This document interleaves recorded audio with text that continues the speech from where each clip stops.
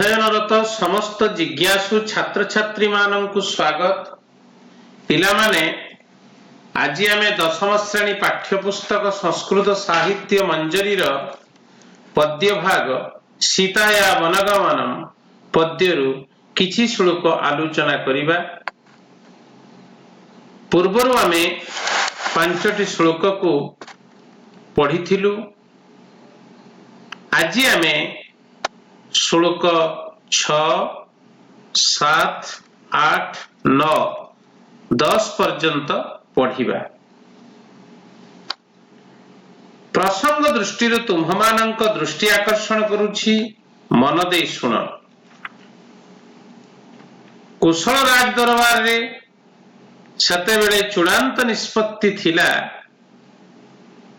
ज्येष्ठ पुत्र श्री रामचंद्र अयोध्या सिंहासन रे अभिषिक्त हेबे।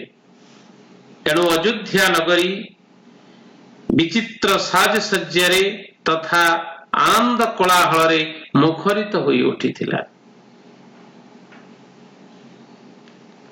प्रत्येक नागरिक अफुरंत आनंद रे आत्महरा। सेमाने समस्ते श्रीरामंक स्वागत संवर्धना लक्ष्य नहीं निज निज सुसज्जित गृह निकटरे समवेत होइछन। एही समय रे रामचंद्र लज्जारे तळकु मुह करी गृह मध्य को प्रवेश कले। तांकर विषादपूर्ण श्रीमुख को देखि आश्चर्य होइथिले सीता देवी। सीता देवी थरी थरी जाई तांको पाखरे पहुंची तांकर दुखर कारण पचारी बुझिबा को चेष्टा करथिले। मात्र दुखित रामचंद्र प्रियतमा सीता को देखिबा क्षणी आहुरी विचलित होई गले। मानसिक दुख को प्रिय व्यक्ति सम्मुख रे प्रकाश कले दुख लाघव हुए। धर्मपरायण रामचंद्र पितृ सत्य पालन करिबा पई उद्यत होइथिले मध्य सेई आकस्मिक दुख को सही पारि नथिले। मलिन मुख अतीव दुखित तथा असह्य सेई रामचंद्र को देखि सुकाकुला सीता पचारिथिले, प्रभु वर्तमान एहा कोन? अर्थात सीता देवी पचारुछंती बा बुझिबाकु चेष्टा करुछंती जे आपणकर ये की अवस्था। पूर्वर जो मुखवर्ण पूर्वर जो आनंद आपणक मुखमंडल रे परिलक्षित होउथुला ताहा कोन पई आपणकठु दूरेई गला मु जानिबाकु इच्छा करुछि। एतिकी थिला आम श्लोक 5 नंबर पर्यंतर अर्थ। आज आमे श्लोक नंबर 6 पाख को आरंभ करिबा। इतीव विलपन्तिं तां प्रुवाच रघुनंदन सीते तत्र भवंस्तात प्रव्राजयति मां वनम्। इतीव विलपन्ति तां रघुनंदन प्रुवाच। इतिवर अर्थ यह जे एही परी विलपन्ति अर्थात विलाप करुथुबा तां मैं सीता देवी अर्थात स्त्रीलिंग रे तां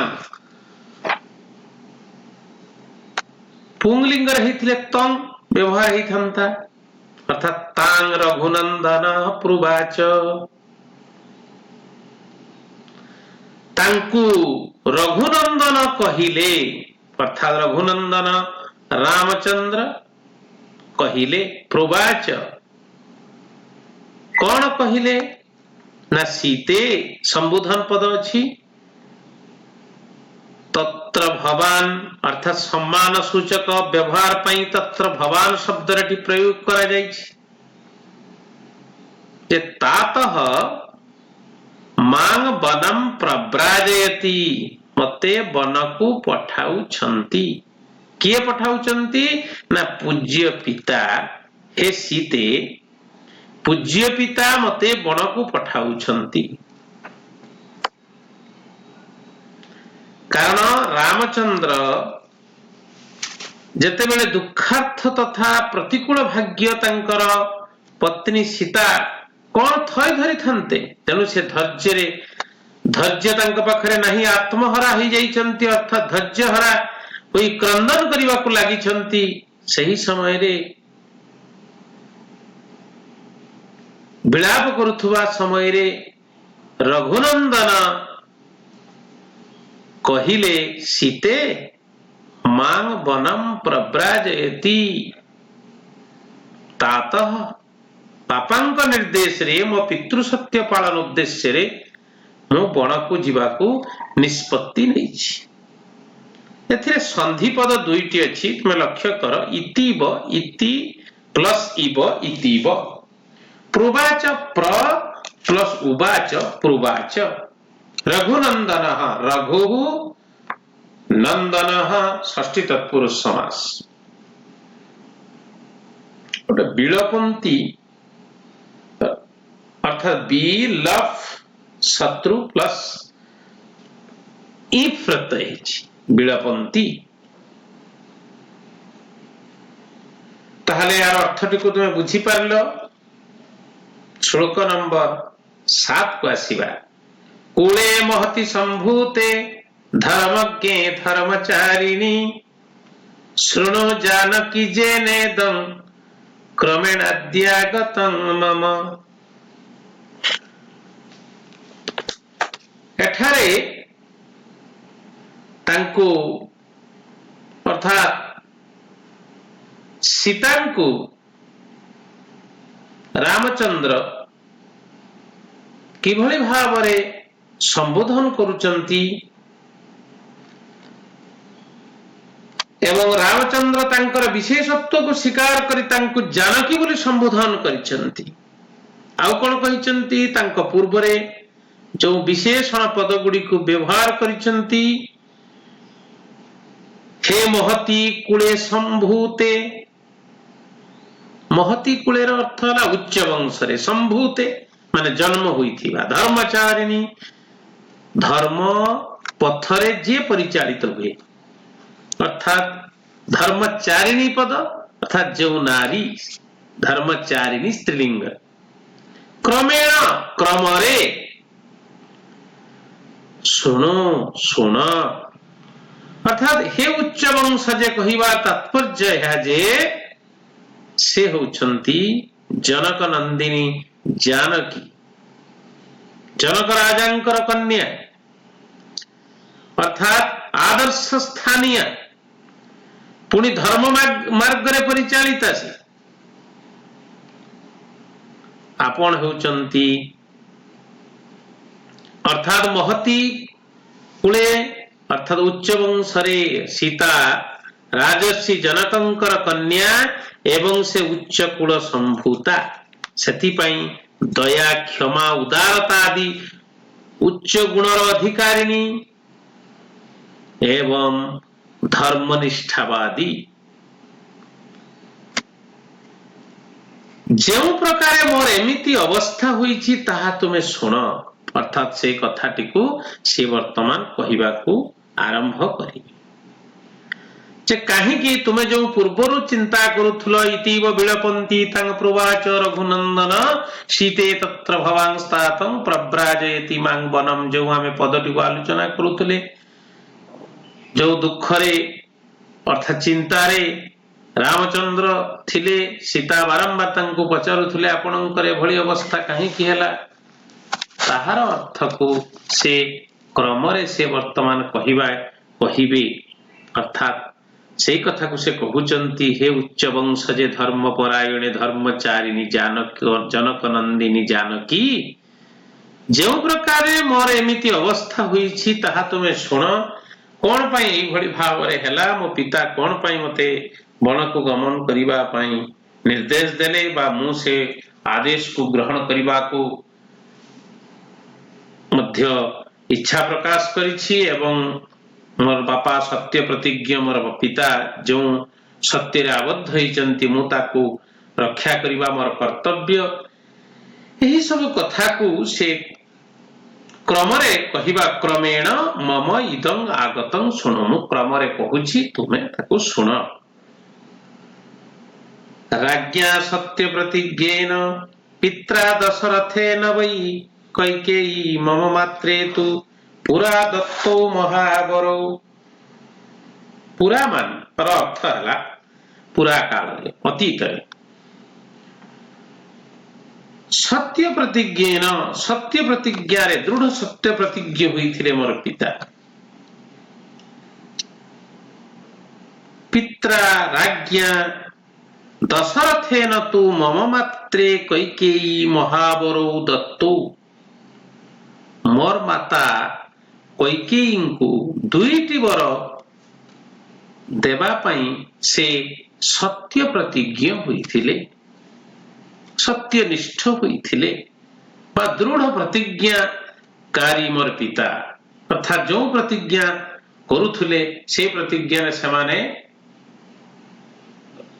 बद्ध ही रहुथुले तेणु बैर अर्थ अठी निश्चित भाव रे महाबरु बड़ बर दुईटी यार प्रसंग टिके तुम मानक आगे उपस्थापना करुछि थरे राजा दशरथ दुस्साध्य रोगरे पीड़ित थिले कैकेयी रात्रि रात्रि दिवस सेवा शुश्रूषा करी पति सेवार पराकाष्ठा देखाइथिले फलरे दशरथ संतुष्ट होई तांकु दुईटी वर देवाकू प्रतिश्रुति हेइथिले से सत्यनिष्ठ थिबारु सही वर को एबे प्रदान कले सीतांकु रामचंद्र एही वृत्तांत आमूल चूल बुझाई कहिथिले ताले बुझिएला यार अर्थ को राज्ञा सत्य प्रतिज्ञेन पित्रा दशरथेन वै कैकेयी मम मात्रे तु पुरा दत्तो महाबरो सत्य प्रतिज्ञेन समास पद सत्येन कृता प्रतिज्ञा जेन स तेन बहुब्री महाबरो महांतो बरो कर्मधारय प्रकृति प्रत्यय दत्तो पद दा प्लस त प्रत्यय ताले श्लोक नंबर 9 को आसीबा तयाद्य मम सज्जेस्मिन् अभिषेके नृपुद्यते प्रचोदित समयो धर्मेण प्रतिनिर्जित अद्य नृपुद्यते मम अस्मिन् अभिषेके सज्जे तथा धर्मेण प्रतिनिर्जित समय प्रचोदित नृपुद्यते अर्थ है राजा हेबा निमंते उद्यत थिला बेले सज्जित थिबा बेले सज्जी धर्मेण धर्म द्वारा प्रतिनिर्जित आयत्त वाणीबा समय सही पूर्व समय कौन कला प्रचोदित प्रेरित कला आज मोर यही अभिषेक उत्सव राजा दशरथ उद्यम आयोजित होइथिला बेले से धर्म दृष्टि आयत्त को आणुथिबा सही पूर्व समयटी को मने पकाई तेई वरदान निमंते प्रेरित करिथिले कौन हिची यार घटना ना महाराज दशरथ रोगाक्रांत थिबा अवस्था कैकेयी स्वामींकर सेवा शुश्रूषा करी दुईटी वर लाभ करिबा निमंते प्रतिश्रुति पाइथिले एथि मध्य राजा दशरथ रामचंद्र को अयोध्या सिंहासन अभिषिक्त करिबार अव्यवहित पूर्वरु मंथरार प्ररोचना रे कैकेयी उक्त दुईटी वर मागी नहीं थिले सत्यनिष्ठ तथा धर्मवीर दशरथ कैकेयी इच्छा पूर्ण करिथिले कारण पूर्वर देइथिबा प्रतिश्रुति निश्चित भाव में पूरण तो करिवे किंतु दशरथ चिंतित होई पड़िथिले मात्र सत्य प्रतिज्ञा दशरथ एटी कहीं कह सत्य प्रतिज्ञारू से माने टलंती नहीं। जो माने राजा जो माने पाखरे महत गुण रही था। तेणु एठारे कौन है ना दशरथ से सत्य प्रतिज्ञ बा सत्यनिष्ठ धर्म भीरु दशरथ कैकेयींकर इच्छा पूरण कले। यही कथाटी को एठारे कुहा जाइछि तयाद्य संधिपद तया प्लस अद्य सज्जेस्मिन् अभिषेके सज्जे अस्मिन् अभिषेके संधिपद गुड़ी को तुम नोट कर। नृपुद्यते नृप प्लस उद्यते यही गुड़ी हूँ संधिपद। या जदि आम भांगी दबा अर्थात संधि करी पढ़िबा ताहले हमको पढ़िबा को सहज है। एथिरे समास पद नहीं किंतु आमे प्रकृति प्रत्यय उद्यते उत प्लस जम प्लस तह प्रत्यय ताहले अर्थटी को एथिरु जना पड़िला। श्लोक नंबर 10 को आमे आसीबा। चतुर्दश हि वर्षाणि वस्तव्यं दंडके मया पित्रा मे भरतश्चापि चौवराज्ये नियोजित। चतुर्दश हि वर्षाणि वस्तव्यं दंडके मया।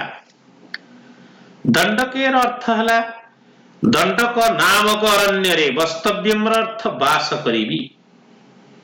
वस्तव्यं दंडके मया चौवराज्य चौवराज पदरे। ताले यार अन्वयटी को देखिबा मया चतुर्दश वर्षाणि हि दंडके वस्तव्यम दंडकारण्य रे वास करिबी। भरत च अपि मे पित्रा चौवराज्ये नियोजित। पुणी पिता भरत को युवराज पदरे अभिषिक्त करिबे।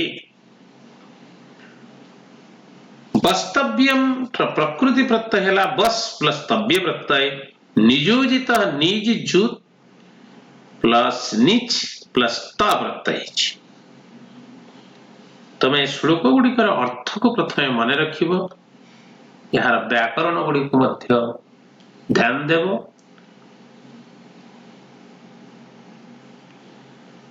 ताहले यार अर्थ है जेतेबेले रामचंद्र यही बड़ी पितांकर निर्देश पाइले बा आदेश पाइले कौन से आदेश थिला ना राम वनवास करिबा और भरत अभिषिक्त हेबा विषय रे कहिके दुईटी वर प्रार्थना कथा से राजा दशरथଙ୍କ पाखरु जानी पारिले एवं एहा सुनी राजा दशरथ मध्य मूर्छित होई पड़िले। किंतु रामचंद्र मध्य पितृ सत्य रक्षा करिबा निमित्त 14 वर्ष वनवास करिबा पई स्थिर करि नैथिले।